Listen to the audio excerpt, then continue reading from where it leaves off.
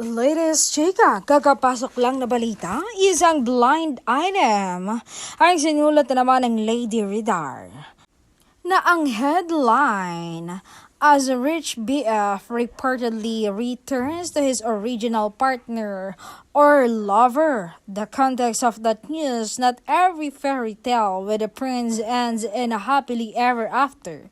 Sometimes it ends in a quiet return to where he truly belongs at kung sino talaga ang mahal niya.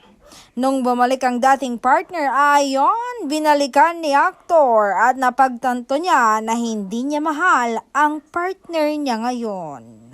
Mas matimbang ang dati niyang partner.